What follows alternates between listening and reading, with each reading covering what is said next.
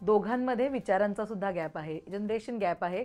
अनेकदा ना लिमिटेशन्स येतात की आपण शेअर करावं का. सो जे कॅमेराला माहीत नाही अनघा आणि तुम्ही दोघं जण एकमेकांबरोबर शेअर करता, सो ते होतं की आपल्याकडे जे प्रॉब्लेम्स आहेत किंवा आपल्याला डल वाटतं, अनेकदा या क्षेत्रात अशा मुवमेंट्स येतात, आपल्या बाबाकडे आपण बोलावं. कारण ना मी अनेकांना बोलताना ऐकलंय की मुलगी ही बाबाच्या खूप क्लोज असते. सो तू शेअर करतेस बाबांकडे जाऊन सगळं? सो जसं ते बोलले की त्यांना या क्षेत्रात 30 ते 40 वर्ष झालेत आता. त्यांच्याकडे रोज इतकी लोक येत असतात ना त्यांचे पर्सनल प्रॉब्लेम्स येऊन. त्यामुळे बाबांकडे ना म्हणजे अगदी माझ्यापेक्षा लहान म्हणजे एक 20 वर्षाची मुलगा पण येतात आणि अगदी 70 वर्षांचे आजी आजोबा सुद्धा येतात. सो या सगळ्यांचे प्रॉब्लेम्स ऐकून किंवा त्यांचा अभ्यास इतका असल्यामुळे हे जे आत्ता शांत आहे ना तसंच त्यांचा स्वभाव आहे. त्यामुळे मला असं वाटतं त्यांचं नॉलेज आणि अभ्यास इतका असल्यामुळे ते कुठल्याही जनरेशनशी रिलेट करू शकतात. म्हणजे असं अजिबात नाही की त्यांचे विचार तेव्हाचे आहेत. बाबांचे खूप मॉडर्न विचार पण आहेत किंवा त्यांनी ते सगळं अनुभवलंय त्यामुळे तसे विचार पण आहेत. ते त्यांच्या शूमध्ये जाऊन अनुभवतात की समोरच्याला काय त्रास होतो किंवा काय प्रॉब्लेम होतो, त्यामुळे ते तसे सोल्युशन्स पण देतात. त्यामुळे मला ते कधीच नाही जाणवलंय की माझे वडील आधीच्या share करताना जनरेशनचे विचार करू का मी? असल्यामुळे हां. मला सोल्युशन पण त्याच वेळेस मिळेल. नाही, मला अगदी मॉडर्न सोल्युशन मिळतं.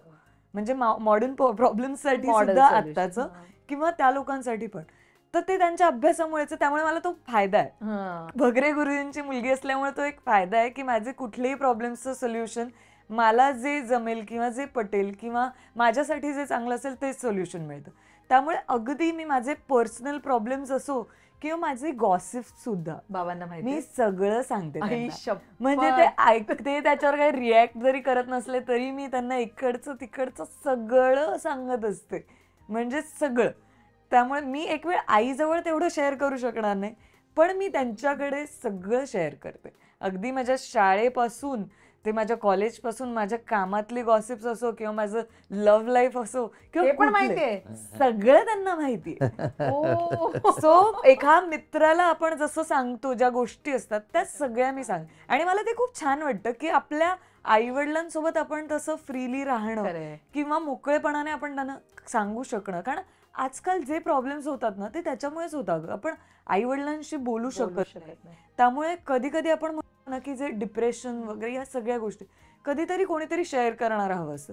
सो माझ्या आयुष्यात मी इतकी त्या बाबतीत भाग्यवान आहे की मी आई-वडिलांसोबत पण शेअर करू शकते आणि माझ्या मित्रांबरोबर पण शेअर करू शकते. सो जे माझे प्रॉब्लेम्स आहेत ते वाटले जातात. पण सर अनेकदा चेहऱ्यावरनंच कळत असेल ना, आता काहीतरी गडबड आहे बघा आता नाही, किंवा तुला स्वभाव अजून माहिती हो, असल्यामुळे. तुला मी अजून विषय असं सांगतो, की माझ्या जीवनामध्ये सुद्धा बघ असं आहे, की मी जरी इतक्या लोकांच्या अडचणी दूर करतोय किंवा त्यांचे प्रश्न विचारतोय आणि त्याच्यावर मी काहीतरी उत्तर देतोय वगैरे हे सगळं जरी असलं, तरी वैयक्तिक प्रत्येकाच्या जीवनात प्रश्न आहेतच ना गं. हो. बरोबर की नाही?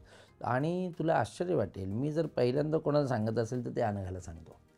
हो, म्हणजे प्रत्येक गोष्ट अगदी जे काही असेल ते जसं ती मला प्रत्येक गोष्ट सांगते, विचारते, बोलते तसं मी देखील तिला ते सांगत असतो. आणि मला ते खूप बरं वाटतं की जेणेकरून ती या बाबतीत अगदी काळजी पण घेते. दुसरी एक महत्त्वाची गोष्ट अशी की प्रकृतीच्या बाबतीत ती खूप जास्त माझ्यासाठी म्हणून हे आहे. त्याच्यामुळे आता उदाहरणार्थ ती ठाण्याच्या ऑफिसला येणार असेल तर आम्ही म्हणतो ते फ्रीज आधी रिकामा करून ठेव रे, कारण ती आल्यानंतर बघेल काय काय ठेवलं आहे, किती गोड मिठाई सगळे ठेवल्या आहेत, काय सगळे कोल्ड्रिंक ठेवले, काय काय सगळं ते पहिल्यांदा बाजूला कर, त्याला पाहून ठेव. म्हणजे इतकी भीती पण तिची आहे. ती तेवढी काळजी घेते. त्या काळजीपोटी मला तिच्या बाबतीतली ती भीती असते. इव्हन एवढंच नाही, घरी येणार असेल तरी आम्ही म्हणतो परवा मॅडम येतात ते बरं का, जरा लक्ष असू द्या. मग तिची रूम सगळी चकाचक हे ते सगळं व्यवस्थित. तिला ते फार व्यवस्थितपणा लागतो आणि मला ते खूप आवडतं. अर्थात माझ्याकडनं होत नाही ते, कारण माझी ही दगदग धावपळ आज इथे उद्या तिथे परवा तिथे, पण तरी देखील मी करण्याचा प्रयत्न माझ्या वतीने करत असतो खरं तर. आणि तिच्या काही सवयी मला खूप आवडतात की बा जेणेकरून तिचा व्यवस्थितपणा, तिचं वागणं, तिचे आचार विचार हे खूप चांगले आहेत. आणि जरी ती माझ्यापासून 12 वर्षापासून दूर असली तरी ती शरीराने जरी दूर असली तरी मनात आहेच ना ती.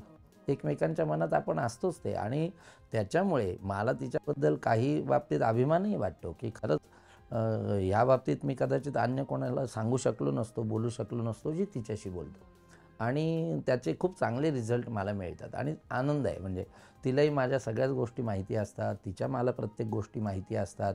त्यातल्या कित्येक गोष्टी ती आईशी पण शेअर करत असते, पण माझ्याशी तर करणारच. ती तिच्या कामात, आम्ही आमच्या कामात, असं सगळं चालू असतं. पण एवढंच आहे की प्रत्येकजण जरी कामात असले तरी हृदयस्थ मात्र त्या भावना काही कमी होणार नाही आणि होत खरंय, नसतात खरंय, कधीच. खरंय. त्या मात्र कायमच असतात.